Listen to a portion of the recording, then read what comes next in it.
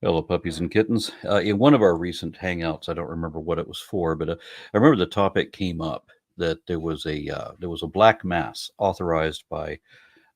authorized to be held in the Oklahoma City Civic Center, and that seemed to be a big deal, at least in the religious community, as there was a bunch of protesters showed up. I think I read somewhere that it was a couple hundred to 600 people showed up to protest this thing, but inside the Civic Center there were only like 40 people. Now, the impression that I had was that it was one of those great big stadium things that there's room to hold a concert or a basketball game or something like that in there, and there were only 40 people reportedly that were there, uh, which is funny when you contrast that with the hundreds of outraged Christians that somebody else has freedom of religion and not me. Well, I mean, somebody else has freedom of religion, and my freedom of religion demands that they not have it. Something like that. But anyway, somebody that was there commented in the chat that said, they were there at this thing.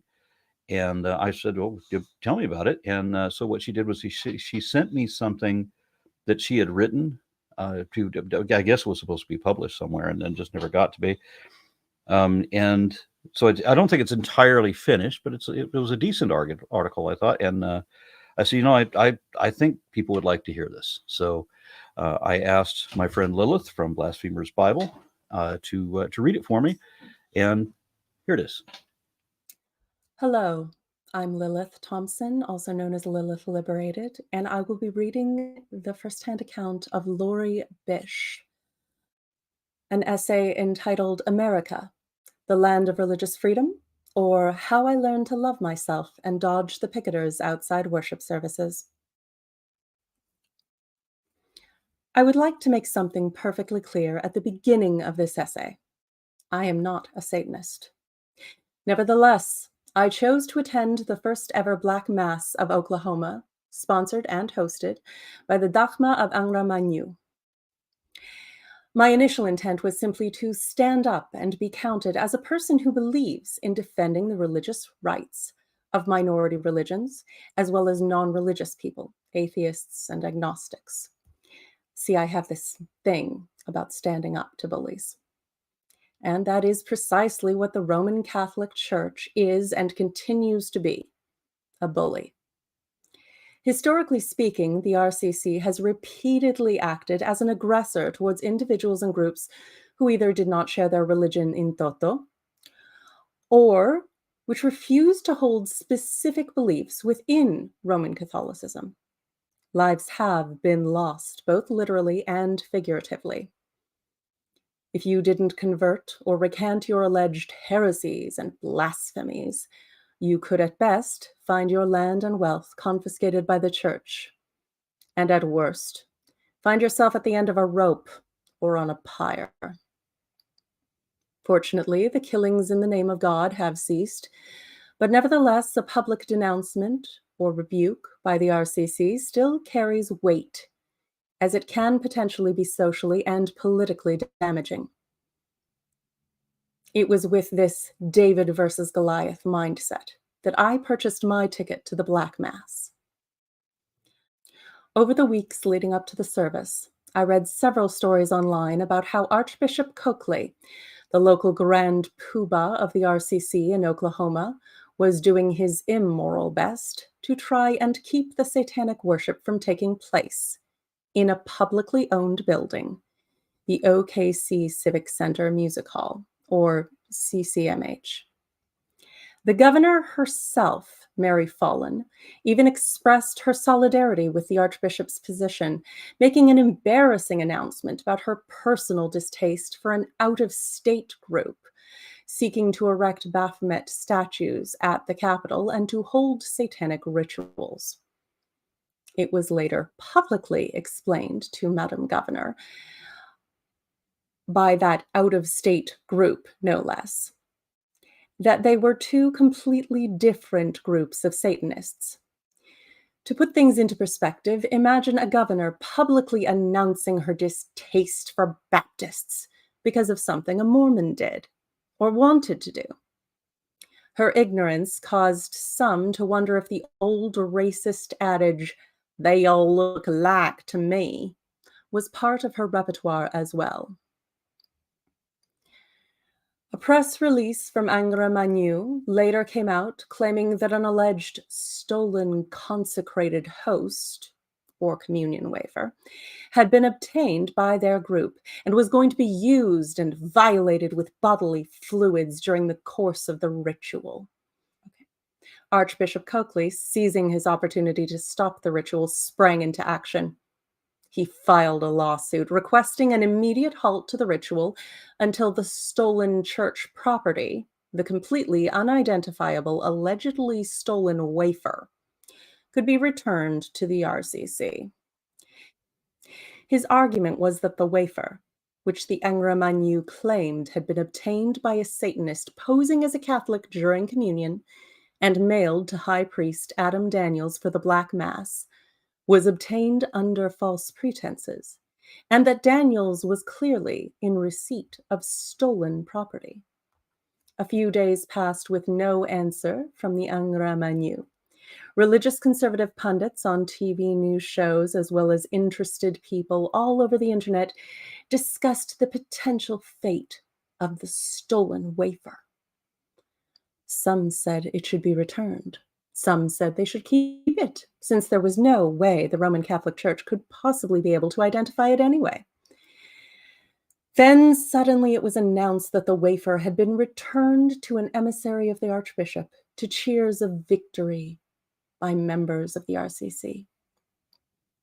Unfortunately for the Archbishop, the whole story had been a hoax.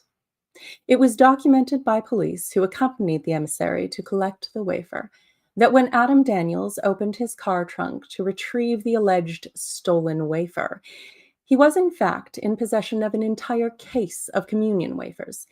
He later stated that he buys them in bulk from Lifeway Christian stores. A closer inspection of the various press releases put out by the Angra Mainyu about the stolen wafer revealed that it had allegedly been stolen from 3 different countries and mailed to Daniels from 3 different cities, which weren't in those countries, by the way. That's right, folks. In order for the press release to have been true, one solitary wafer would have had to have been stolen 3 times. In short, the Angra Mainyu used the power of the Roman Catholic Church's vast media presence via a single calculated lie to gain worldwide publicity, and in the end, it didn't cost them a dime. Thanks, Fox News. Fast forward to the night of the ritual. As I pulled up to the Civic Center Music Hall, I saw hundreds of protesters holding signs, wearing strange Crusades-worthy costumes, chanting, singing, carrying idols of various Christian saints, and ye gods, playing the bagpipes. I pulled my car behind another vehicle, which had stopped so the driver could speak to the police officer who had blocked the road from through traffic. While I waited, a female protester walked by my car. Shaking her head, she said, "Man, this sure is a circus here tonight, ain't it?" To which I laughingly replied, "Lady, you have no idea." When the man ahead of me was sent through the blockade, I pulled up and asked the officer where I should park. "Which group are you with, protesters or Satanists?" "Satanists," I replied. He shrugged. "Yeah, I'm sorry to have to ask, but I need to see your ticket. See, some people have tried to get in here tonight that weren't supposed to." I plastered a fake look of shock on my face as I fished my tickets out of my purse. "You mean the people who stand for goodness and light have been lying to the police? Say it ain't so." We both laughed as I showed him my tickets, and he opened the blockades so that I could park right by the door. It was still early, so I had to wait outside the room where the service was going to be held. It was about 6:15, and the doors weren't scheduled to open until 6:30. A few people wandered in, milled around, and filled in the few chairs provided in the hallway. I met 2 really nice fellows. One, a Satanist wearing a "God's busy, can I help you?" t-shirt, featuring a grinning devil, and one, a snappily dressed garden variety pagan like myself. We chatted and socialized while we waited. and the Satanist was very open and helpful in answering our questions and concerns about the evening's events. I felt extremely calm and safe. Ironically, far calmer and safer than if I tried maneuvering through the chanting crowds assembled outside the music hall. The doors opened, and we chose our seats. The room was partitioned into 3 viewing sections and had black painted walls, which, now that I think about it, was a very fortunate color scheme for the Satanists. A large Levian pentagram flag hung from the rafters. My snappily dressed friend, even though he'd bought a VIP pass and could therefore sit in the front 2 rows if he wished, chose instead to sit with me and our new Satanist friend in the 3rd row. We sat back and waited patiently for the evening's happenings to commence. Shortly after 7 p.m., Adam Daniels came out and made an announcement to those gathered in the room, which stated in part, "If you're here to disrupt things, get out. If you don't like me and you don't like my background, get out. We're here to educate. Yes, we're anti-Catholic. Yes, we're anti-Christian in general.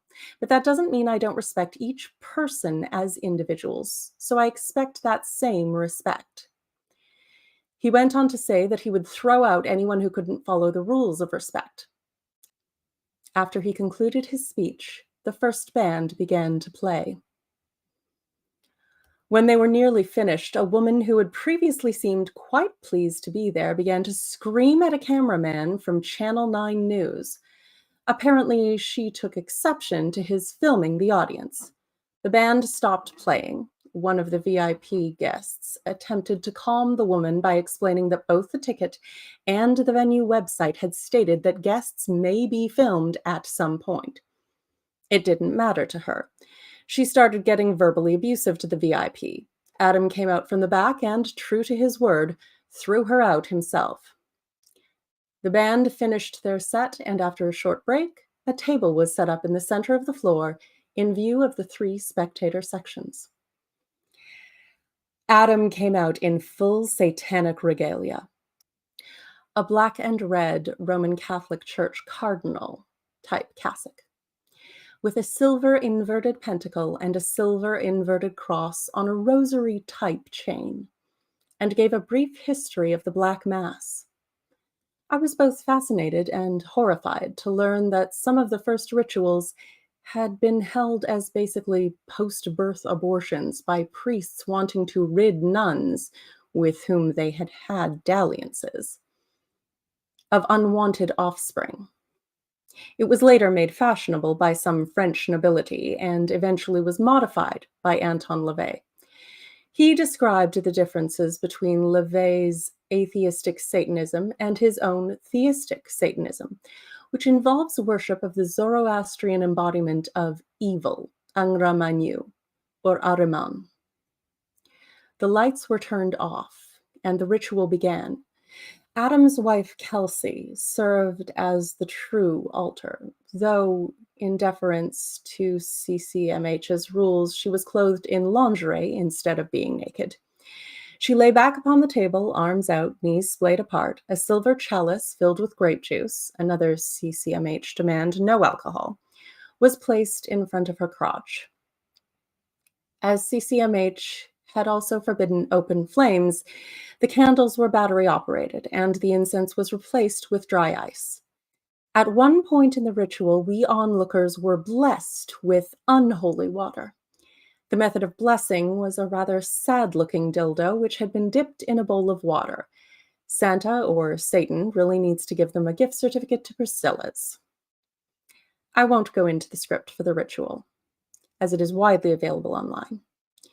From what I gathered during the Q&A section afterwards, there were only a few minor changes used. Link to the script. There was a second intermission, and the second band played. At the conclusion, Adam came out in an all-red cassock and announced that he'd found a Catholic medal of the Virgin Mary out in the hallway. I thought to myself that somebody apparently thought the "my mojo is better than your mojo" game was appropriate. Adam then said that they were going to perform a Christian exorcism to remove the Holy Spirit from a gentleman who was requesting it. The man laid down on the table and made his profession, why he wanted it done. He stated that he wanted it done as the final step into the Ahriman faith. Then the exorcism began. Although some of it was in a language I didn't understand, I did recognize at least a part of the Roman ritual. The book used by the priests in the book or film The Exorcist, Adam called upon several demonic entities in alphabetical order. Some of their names I recognized from the Bible, some I recognized from other pagan mythologies. Some of the words spoken to Jesus, resistance is futile, I recognized from Star Trek. At the conclusion of the ritual, which I might add was pretty uneventful, no writhing, no screeching, no pea soup, a stuffed doll nailed to a cross, representing Jesus, of course, was beheaded by Adam. Adam later explained that, in essence, the Holy Spirit was freed into the room via the decapitation, and that now demonic spirits would feast upon it, keeping it from returning to the Ahura Mazda, the Zoroastrian equivalent of the biblical god. He stated that if good spirits are devoured by evil spirits and are unable to return to their spiritual master, then the master becomes weaker, and that is the goal. Since we were precariously short on time, the service was concluded rather abruptly. Nevertheless, I found it to be a great educational experience.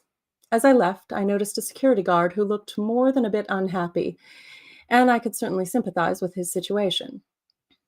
I mean, it seemed like it would be hard enough guarding a music hall when people were happy about what was playing there.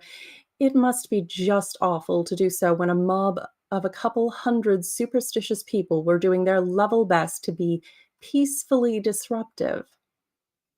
I smiled at him and wished him a good night. He looked up at me, seemingly genuinely shocked, and wished me the same. I looked back at the courtyard where the protesters had gathered. They were gone, having apparently chosen to march on the Capitol at some point in order to protest the terrible, awful fairness that was being perpetrated in Oklahoma City that evening. Horrors.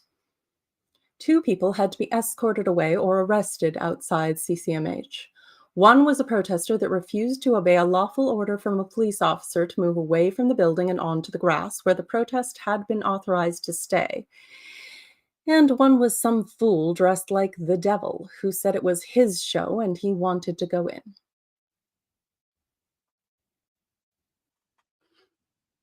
Thank you, Lilith, for reading that. And thank you, Lori Beach, for writing it and sharing it with us.